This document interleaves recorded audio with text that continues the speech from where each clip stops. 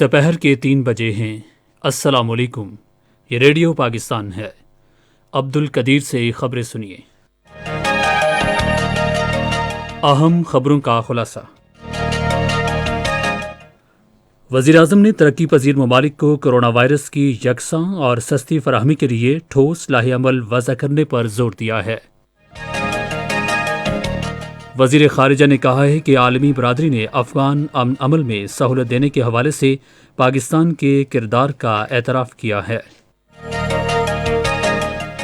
وزیر اطلاعات نے کہا ہے کہ حزب اختلاف کی جماعتوں کے بیانیے میں تضاد ہے۔ اقتصادی امور کے وزیر نے تعلیم، صحت، بلدیات، تعمیرات اور زراعت کے شعبوں میں عالمی بینک کے ساتھ تعاون بڑھانے پر زور دیا ہے۔ کنٹرول لائن کے دونوں جانب اور دنیا بھر میں مقیم کشمیری کل بھارت کا یوم جمہوریہ یوم سیاہ کے طور پر منائیں گے۔ اور پاکستان اور جنوبی افریقہ کے درمیان ٹیسٹ کرکٹ سیریز کی ٹرافی کی تقریب رونمائی آج کراچی میں منعقد ہوئی۔ اور اب خبریں تفصیل کے ساتھ۔ وزیر اعظم عمران خان نے ترقی پذیر ممالک کو کرونا وائرس کی ویکسین کی یکساں اور سستی فراہمی کے لیے ایک جامع لائحہ عمل وضع کرنے پر زور دیا ہے۔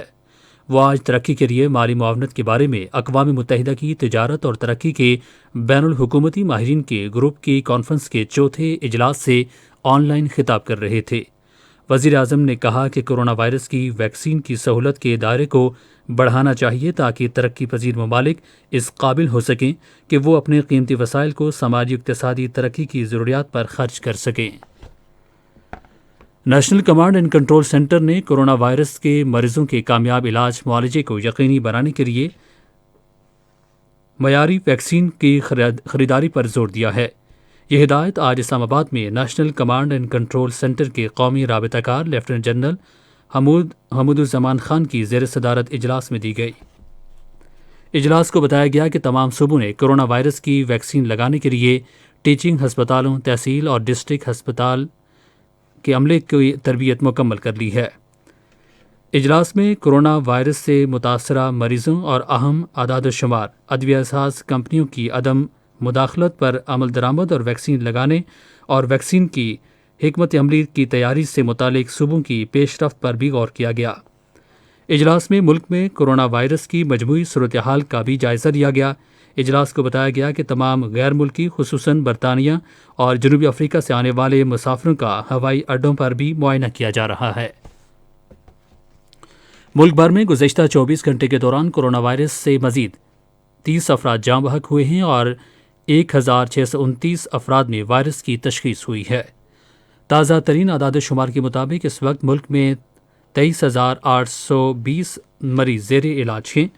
اب تک وائرس سے متاثرہ 4,88,903 افراد صحت یاب ہوئے ہیں۔ وزیر خارجہ شاہ محمود قریشی نے خطے میں امن و استحکام کے لیے پاکستان کے عزم کا اعادہ کیا ہے۔ آج ایک بیان میں انہوں نے کہا کہ عالمی برادری نے افغان امن عمل میں سہولت فراہم کرنے پر پاکستان کے کردار کا اعتراف کیا ہے۔ وزیر خارجہ نے افسوس ظاہر کیا کہ بھارت نے وزیر اعظم عمران خان کی امن کاوشوں کا مثبت جواب نہیں دیا۔ شاہ محمود قریشی نے کہا کہ کشمیر ایک عالمی مسلمہ تنازع ہے۔ انہوں نے کہا کہ بھارت ایک طویل عرصے سے کشمیری عوام کے بنیادی انسانی حقوق کی خلاف ورزی کر رہا ہے۔ انہوں نے کہا کہ بھارتی فوج بے گناہ کشمیری عوام پر ظلم و تشدد کر رہی ہے۔ وزیر خارجہ نے کہا کہ پاکستان تواتر سے دنیا کو آگاہ کر رہا ہے کہ کشمیر ایک سنگین مسئلہ ہے اور علاقائی امن و استحکام کے لیے اس کا فوری اور مستقل حل ناگزیر ہے۔ اطلاعات و نشریات کے وزیر سینیٹر شبلی فراز نے کہا ہے کہ حزب اختلاف کی جماعتوں کے بیانیے میں تضاد ہے۔ آج ایک ٹویٹ میں انہوں نے کہا کہ پاکستان پیپلز پارٹی کے چیئرمین بلاول بھٹو زرداری تحریک عدم اعتماد پر اصرار کر رہے ہیں، احسن اقبال اس کی مخالفت کر رہے ہیں اور مسلم لیگ نون کی رہنما مریم نواز لانگ مارچ پر زور دے رہی ہیں، جو اس بات کا واضح ثبوت ہے کہ حزب اختلاف کی جماعتوں کا اتحاد بکھر چکا ہے۔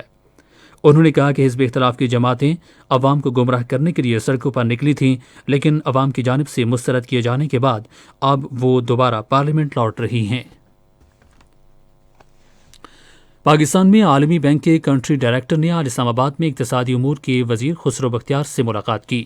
ملاقات میں پاکستان میں عالمی بینک کے تعاون سے جاری منصوبوں پر تبادلہ خیال کیا گیا۔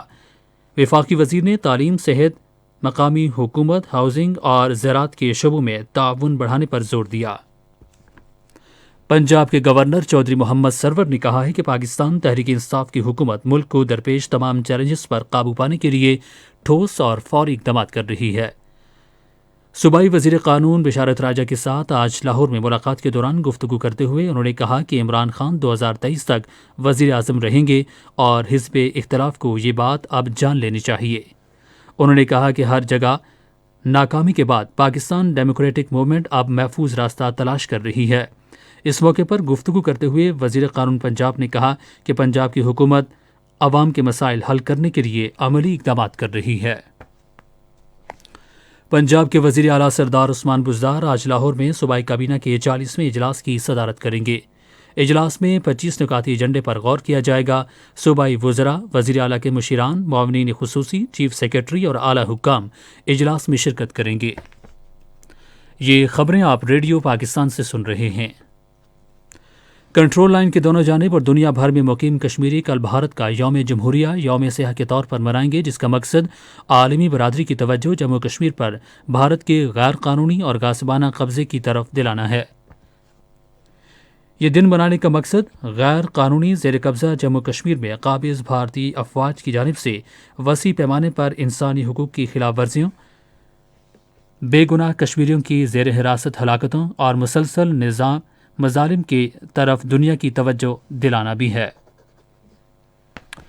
بھارت کی غیر قانونی زیر قبضہ جموں کشمیر میں کل جماعتی حریت کانفرنس نے عوام پر زور دیا ہے کہ وہ کل بھارت کی غیر قانونی تسلط اور ریاستی دہشت گردی کے خلاف احتجاجاً مکمل ہڑتال کریں۔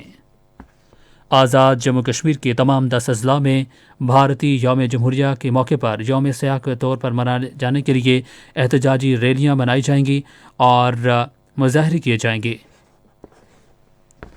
عرب لیگ نے لیبیا میں تنازع کے دونوں فریقوں میں خود مختاری اور قومی اداروں کو متحد رکھنے کے حوالے سے سمجھوتوں کا خیر مقدم کیا ہے۔ عرب لیگ کے جنرل سیکرٹری نے ایک بیان میں کہا ہے کہ عرب اتحاد لیبیا بحران کے سیاسی حل کے حوالے سے تمام قومی کوششوں کی حمایت کرتا ہے۔ اقوام متحدہ کے سیکرٹری جنرل انتونیو گوتریس نے تعلیم سب کے لیے کو فروغ دینے کی کاوشوں کی ضرورت پر زور دیا ہے۔ تعلیم کے عالمی دن کے سلسلے میں ایک ویڈیو پیغام میں انہوں نے کہا کہ کرونا وائرس کے پیش نظر طلباء، اساتذہ اور خاندانوں کے عزم کو خراج عقیدت پیش کرتے ہیں۔ اس وائرس کی شدت کے باعث تقریباً ہر اسکول، ادارہ اور یونیورسٹی کو بند کرنا پڑا۔ اقوام متحدہ کے سربراہ نے کہا کہ ہمیں تعلیمی فنڈ اور تعلیمی تعاون کو مستحکم بنانے کے لیے عالمی شراکت داری میں اپنے بھرپور حصے کو یقینی بنانا چاہیے۔ پاکستان اور جنوبی افریقہ کے درمیان ٹیسٹ کرکٹ سیریز کی ٹرافی کی تقریبی رونمائی آج کراچی میں ہوئی۔ پاکستان کرکٹ ٹیم کے کپتان بابر اعظم اور جنوبی افریقہ کی ٹیم کے کپتان کوئنٹن ڈیکاک ٹرافی کی رونمائی کے موقع پر موجود تھے۔ دونوں ٹیموں کے درمیان پہلا ٹیسٹ میچ کل صبح 10 بجے کراچی میں شروع ہوگا۔ ممتاز ٹی وی اور فلم اداکارہ روحی بانو کی آج دوسری برسی منائی جا رہی ہے۔ وہ 10 اگست 1951 کو کراچی میں پیدا ہوئیں۔ وہ بھارت کے ممتاز طبلہ نواز اللہ رکھا کی صاحبزادی اور بھارتی موسیقار استاد ذاکر حسین کی ہمشیرہ تھیں۔ روحی بانو کو کرن کہانی، زرد گلاب اور دروازہ میں اپنے کرداروں کی وجہ سے شہرت ملی۔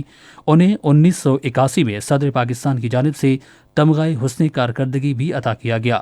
انہیں نیگار ایوارڈ، گریجویٹ ایوارڈ اور looks life time achievement award سمیت متعدد پی ٹی وی اعزازات سے بھی نوازا گیا۔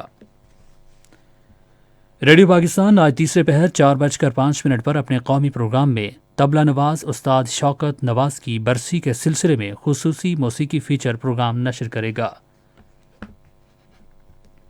خاص خبروں کا خلاصہ ایک بار پھر سن لیجیے۔ وزیر اعظم نے ترقی پذیر ممالک کو کرونا وائرس کی یکساں اور سستی فراہمی کے لیے ٹھوس لاہ عمل وضع کرنے پر زور دیا ہے۔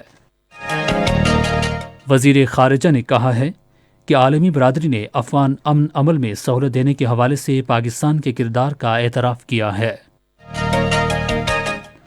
وزیر اطلاعات نے کہا ہے کہ حزب اختلاف کی جماعتوں کے بیانیے میں تضاد ہے۔ کنٹرول لائن کی دونوں جانب اور دنیا بھر میں مقیم کشمیری کل بھارت کا یوم جمہوریہ یوم سیاہ کے طور پر منائیں گے۔ اور پاکستان اور جنوبی افریقہ کے درمیان ٹیسٹ کرکٹ سیریز کی ٹرافی کی تقریب رونمائی آج کراچی میں ہوئی۔ اسی کے ساتھ خبریں ختم ہوئیں۔ مزید خبروں اور تجزیوں کے لیے آئیے ہماری ویب سائٹ پر، پتہ ہے radio.gov.pk، اور فیس بک کے link radio Pakistan news official پر براہ راست ویڈیو سٹریمنگ بھی ملاحظہ کیجیے۔